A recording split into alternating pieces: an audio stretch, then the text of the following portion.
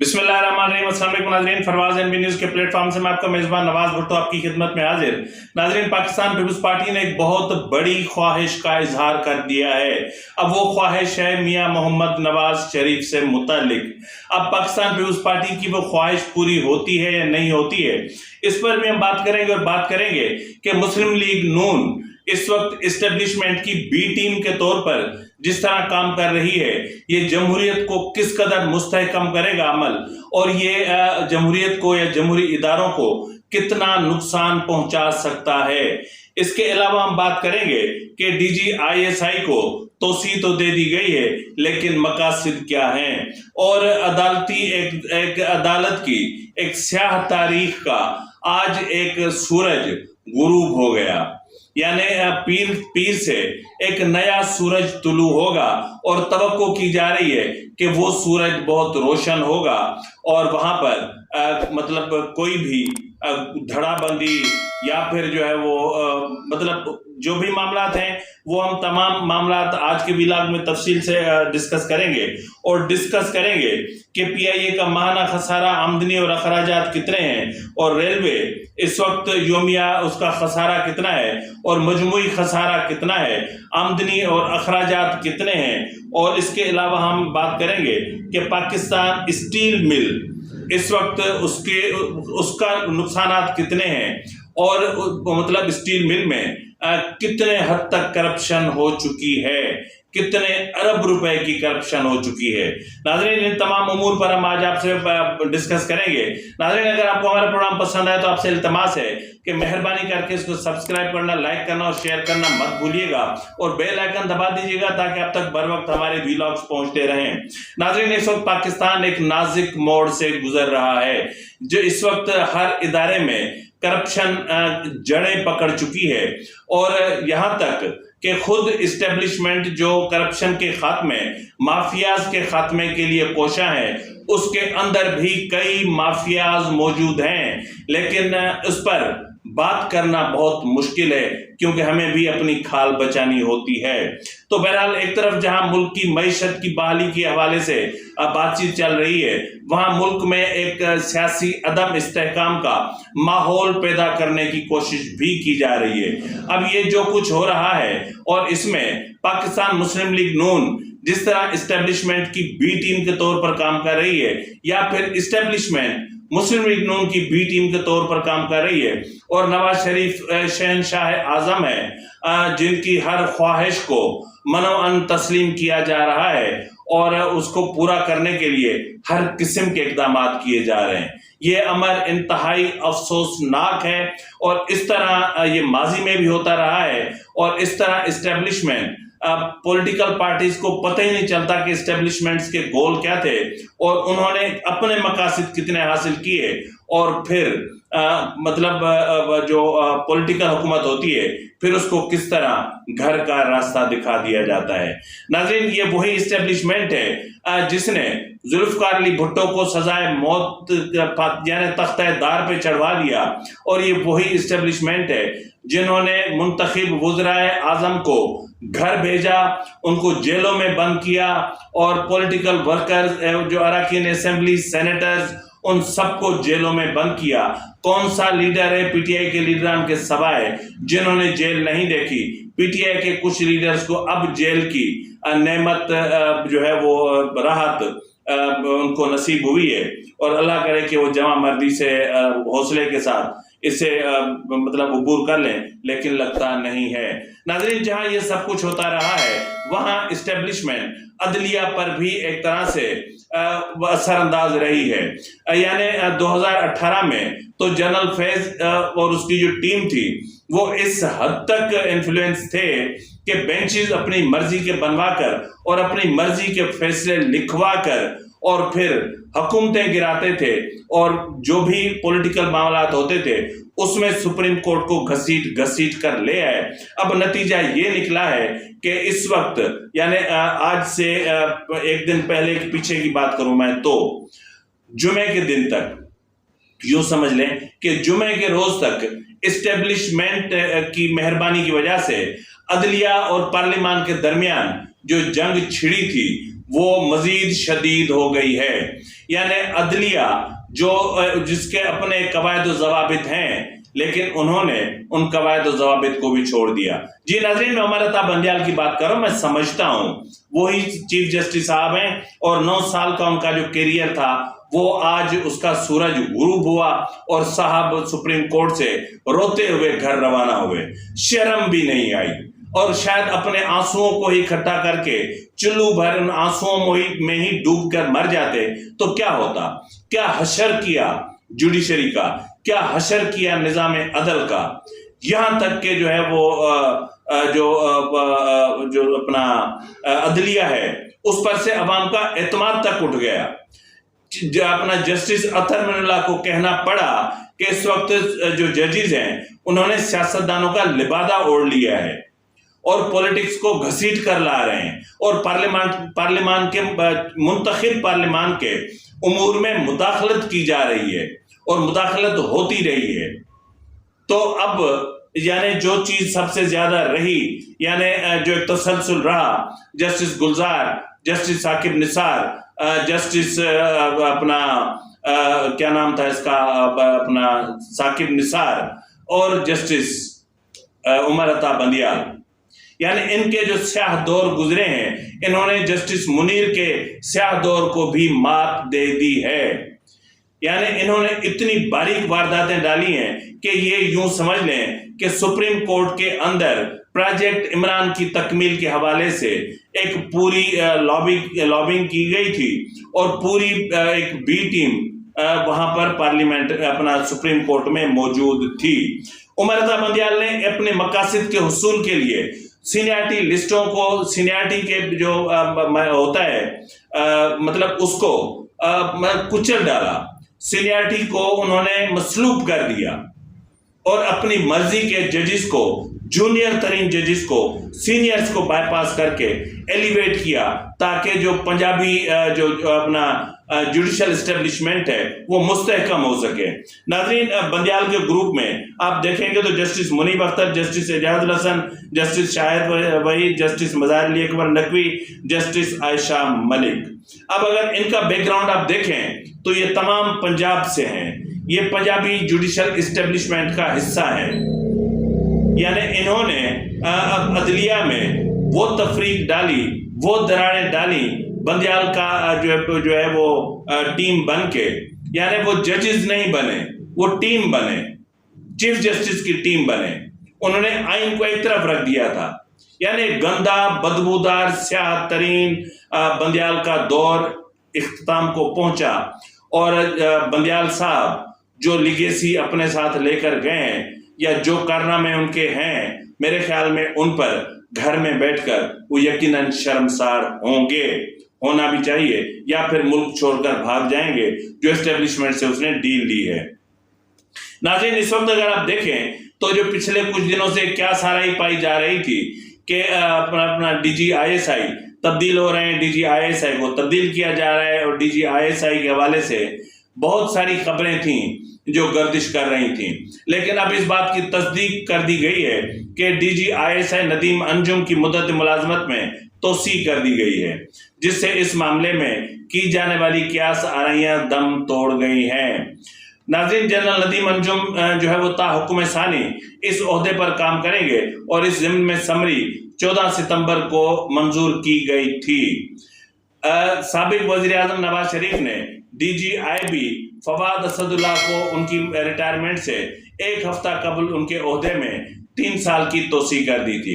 Lieutenant general Nadeem انجم نے 20 نومبر 2021 کو فیض حمید کی جگہ ڈی جی آئی ایس آئی کا عہدہ سنبھالا اور جنرل فیض حمید کو کور کمانڈر پشاور تعینات کر دیا گیا. اب جب ایک شخص کی مدت ملازمت مکمل ہو گئی تو پھر میرٹ کو دیکھیں، تو پھر سینیارٹی کو دیکھیں. جس کا حق ہے اس کو لے آئیں، جو اس کے پیچھے منتظر ہے اور جس کو لے آنا چاہیے آپ ان کو لے آئیں. یہ ایکسٹینشن کا جو معاملہ ہے، یہ توسیع کا جو معاملہ ہے فوج کے اندر، اس کو ختم ہونا چاہیے. اگر ختم ہوگا تو ہی جو پیچھے جو तजुर्बा कार या फिर जो सीनियरिटी लिस्ट के मुताबिक जो बैठे हुए हैं उनको स्पेस मिलेगा। अब जनरल नदीम अंजुम को न छोड़ने की बुनियादी वजह यह है कि एस्टेब्लिशमेंट ने जो अहदाफ मुकर्रर कर रखे हैं उनका हसूल है।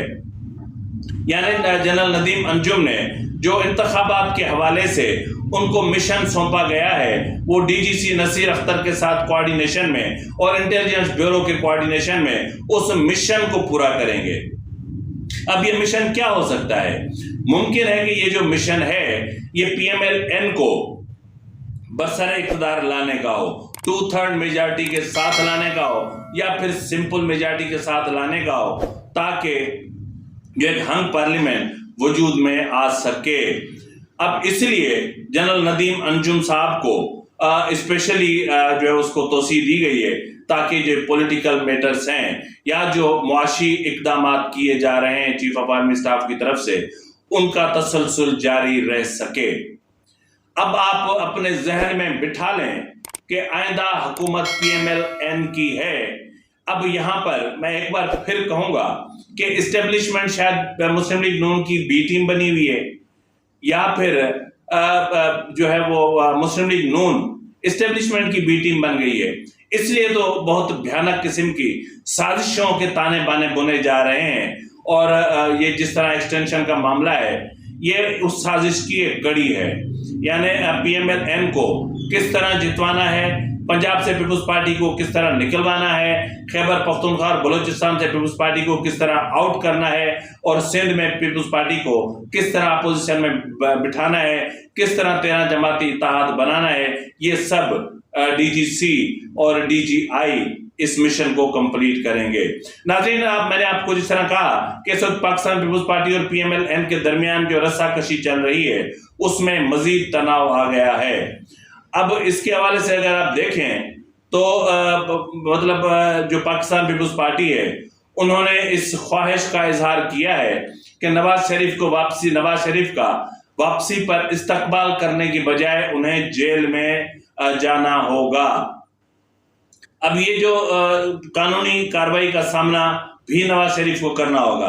अब ये जो ख्वाहिश है ये पीपल्स पार्टी जो गुज़िश्ता माह तक PMLN की हुकूमती हलीफ रही थी और वाज़ेह कर रहा है कि आइंदा माह जब नवाज शरीफ वापस आएंगे तो पीपल्स पार्टी उनका इस्तकबाल करने के लिए मौजूद नहीं होगी। कौमी असेंबली के साबिक डिप्टी स्पीकर और पीपल्स पार्टी के मरकजी सेक्रेटरी इत्तलात फैसल करीम कुंडी ने एक इंटरव्यू में कहा है कि नवाज शरीफ की वापसी खुश आइंद है और वो इसके लिए PMLN को जो है वो मुबारकबाद पेश करते हैं, लेकिन उनकी ख्वाहिश है कि वापसी पर कानूनी कार्रवाई हो और उनकी ख्वाहिश है पाकिस्तान पीपल्स पार्टी की कि नवाज शरीफ वापसी पर घर जाने की बजाय जेल जाएं। ख्वाहिशें हैं, यकीनन पहले भी ये हो चुका है जनरल फैज और जनरल बाजवा के दौर में। तो इस वक्त जब उनकी अपनी इस्टेब्लिशमेंट बैठी हुई है तो फिर पीपल्स पार्टी की ये ख्वाहिश मुझे पूरी होती हुई नजर नहीं आ रही। नाज़रीन, जिस तरह हमने बात की कि मुल्क में मुआशी तबाही के हवाले से, तो इस वक्त अगर आप देखें तो माली बहरान से 2-4 कौमी एयरलाइन PIA का जो माहाना खसारा 12 अरब रुपए तक पहुंच चुका है। वजारत खजाना के मुताबिक वजारत खजाना ने PIA को कर्ज के सूद PIA के कर्ज पर सूद और खसारा बर्दाश्त करने से भी इनकार कर दिया है कि जी अब हमारे हाथ ऊपर है जी, अब इस हाथी को हम नहीं संभाल सकते। ये भी कहा जा रहा है कि PIA ने कमर्शियल बैंकों से हुकूमती गारंटी पर 260 अरब रुपए का कर्ज भी लिया हुआ है। एयरलाइन को FBR को भी 1 अरब 25 करोड़ रुपए का टैक्स भी अदा करना है, जबकि PIA सिविल एविएशन को माहाना 1 अरब रुपए से जायद की अदायगी नहीं कर रहा जो उसको करनी चाहिए। PIA की जो माहाना आमदनी है वो 22 अरब और अखराजात 34 अरब रुपए तक है। PIA का मजमूई खसारा 770 अरब रुपए के लगभग है, जिस पर निगरान वजीर खजाना ने निजकारी डिवीजन और PIA इंतजामिया से निजकारी प्लान मांग लिया है। तो नाज़रीन, अब अगर इन चीजों को देखें तो ये सिर्फ एक PIA है। इसी तरह अगर आप देखें تو جو پاکستان ریلوے ہے وہ اس کا جو خسارہ ہے 100 یعنی یومیہ، میں یومیہ کا بتا رہا ہوں، 160 ملین روپے ہے۔ پاکستان ریلوے کی جو سالانہ آمدنی ہے وہ 28.263 ارب روپے ہے، جبکہ ریلوے کے جو اخراجات ہیں وہ ہیں 52.99 ارب روپے۔ یہ آپ ڈفرنس کو محسوس کریں کہ کہاں 28.263 ارب روپے اور کہاں 52.99 ارب روپے۔ اب ریلوے کو جو مجموعی آمدنی ہے اس میں سے 35% پینشن اور 33% تنخواہوں پر جو ادا کرنا پڑتا ہے، یعنی اس وقت پی آئی اے 21.75 ارب روپے کی وفاق سے سبسڈی لے چکی ہے، اور پچھلے سال میں جو نقصان ہے ریلوے کے وہ 100 ارب روپے رہے ہیں۔ اب اسی طرح اگر ہم پاکستان اسٹیل مل کو دیکھیں تو پاکستان اسٹیل مل کے نقصانات کا جو مجموعی حجم سامنے آیا ہے وہ ہے اپنا 228 ارب روپے۔ اس کے علاوہ جو ایف آئی اے اور نیب جو تحقیقات کر رہی ہے جس کرپشن کی، وہ ہے 284 ملین روپے کی، یعنی 284 ملین روپے خرد برد کیے گئے ہیں۔ اب اگر یہ پاکستان اسٹیل مل، پی آئی اے، ریلوے اور اس طرح کے جو ہاتھی ہم نے پال رکھے ہیں، یہ ہاتھی ہمیں کیا دیں گے؟ ہم آلریڈی نقصان میں چل رہے ہیں۔ بہرحال ناظرین، اس سے پہلے والے ویلاگ میں نے آپ کو بتایا تھا کہ پی ٹی آئی اور اسٹیبلشمنٹ کے درمیان مذاکرات کی ایک ماحول کو پروان چڑھانے کی کوشش کی جا رہی ہے، اور محمد علی درانی کی صدر سے جو ملاقات تھی وہ اس کی ایک کڑی بتائی جا رہی تھی، لیکن اسٹیبلشمنٹ سائڈ کی طرف سے ایسی کوئی چیز سامنے نہیں آئی ہے۔ اس وقت جب لیفٹیننٹ جنرل ندیم انجم کو ڈی جی آئی کے طور پر اس کی مدت ملازمت میں توسیع کر دی گئی ہے، تو یوں سمجھ لیں کہ زمان پارک میں صف ماتم بچھ گئی ہوگی، اور یہ خبر عمران خان پر بجلی بن کے گری ہوگی، اور بشرا بی بی کی مایوسی میں اور اضافہ ہوا ہوگا، کیونکہ ڈی جی آئی اور ڈی جی سی ان دونوں کے نام سن کر ان کے رونگٹے کھڑے ہو جاتے ہیں، کیونکہ یہ جانتے ہیں کہ انہوں نے کتنی کرپشن کی ہے، عمران خان نے کتنی کرپشن کی ہے، اس کرپشن میں بشرا بی بی کا کتنا حصہ ہے۔ بہت ساری چیزیں ہیں جن سے پردے ابھی اٹھنے ہیں۔ تو بہرحال اس وقت میں ایک ریکویسٹ ضرور کروں گا کہ اسٹیبلشمنٹ کو چاہیے کہ وہ اپنا سیاست میں جو ان کا کردار ہے اس کو تھوڑا سا محدود کریں، پولیٹیکل سسٹم کو چلنے دیں، ڈیموکریٹک سسٹم کو مضبوط ہونے دیں، ڈیموکریٹک انسٹیٹیوشنز کو اسٹرینتھن ہونے دیں، پولیٹیشنز کا اکاؤنٹیبلٹی سسٹم اپنا موجود ہے۔ آپ نیب ترامیم کو یا اڑوا کر، مینیج کروا کے اڑوا کر، اور سارے اختیارات آپ اپنے ہی چیئرمین نیب کو دے رہے ہیں، اور اس کی مدت ملازمت میں بھی آپ نے وہ جو شک تھی وہ بھی اڑا کے آپ نے توسیع کروا دی۔ اس وقت وہاں پر جو ہے وہ D G NAB, chairman NAB کون ہے؟ اسٹیبلشمنٹ کا ہی ہے نا۔ چیئرمین وابڈا کون ہے؟ اسٹیبلشمنٹ کا ہی ہے۔ اسٹیل مل کے چیئرمین کون رہے ہیں؟ وہ بھی ریٹائرڈ فوجی رہے ہیں۔ ریلوے کے سربراہ کون رہے ہیں؟ وہ بھی اسٹیبلشمنٹ کے ہی بندے رہے ہیں، یعنی ریٹائرڈ فوجی جنرلز رہے ہیں۔ تو پھر ہم یہ جو خسارہ ہے، ہم اس خسارے کا حساب کس سے مانگے؟ کس سے کہیں کہ ہمیں حساب بتاؤ؟ یہی حشر پی آئی اے کے ساتھ کیا گیا۔ پی آئی اے کو سیاسی طور پر تباہ کیا گیا۔ پی آئی اے میں جو اوور برڈن کیا گیا، جو اضافی اور سیاسی بھرتیاں کی گئیں، صرف اس لیے کہ جب ہم ایئرپورٹ پر جائیں تو ہمارے جو لونڈے لپاڑے ہیں وہ ہمارے پروٹوکول کے لیے وہاں پر موجود ہوں۔ یہ کرتے کرتے پی آئی اے کو یہاں تک پہنچا دیا ہے آپ نے کہ اب اس ہاتھی کو سنبھالنا کسی کے بس کی بات نہیں رہی۔ ریلوے کو بھی آپ نہیں سنبھال سکیں گے، اس کی بھی آپ جان چھڑاؤ، بوجھ ہٹاؤ، جان چھڑاؤ، اور پولیٹیکل سسٹم میں اپنے کردار کو محدود کرو، آئین کو پڑھو، اور آئین میں جو آپ کی حدود و قیود مقرر کی گئی ہیں اس میں آپ رہیں. اور اس پلیٹ فارم سے میں جسٹس قاضی فائز صاحب کو چیف جسٹس کے طور پر ان کی تعیناتی پر ایڈوانس میں مبارکباد پیش کر رہا ہوں، اس امید کے ساتھ کہ انصاف کا ایک نیا سورج طلوع ہوگا، جس میں کوئی تفریق نہیں ہوگی، جس میں کوئی گروپ بندی نہیں ہوگی، جس میں کوئی جو ہے وہ آئین پسند اور کوئی گندیال پسند، یہ اس طرح کی کوئی چیز نہیں ہوگی. عدالت سے لوگوں کو انصاف ملے گا. یہ جو 54-55 ہزار کیسز کا ایک برڈن پڑا ہوا ہے جو بندیال صاحب چھوڑ کر گئے ہیں، یا جو پچھلے چیف جسٹس ہوتے ہوئے جو ہے وہ وکالت کسی اور کی کرتے رہے، تنخواہ ریاست سے لیتے رہے، لبادہ سیاستدانوں کا اوڑھ کے رکھا اور سیاسی معاملات میں مداخلت کرتے رہے، اب ان سلسلوں کو رک جانا چاہیے. فی الحال کے لیے اتنا ہی. اپنے میزبان نواز بھٹو کو اجازت دیجیے. فی امان اللہ.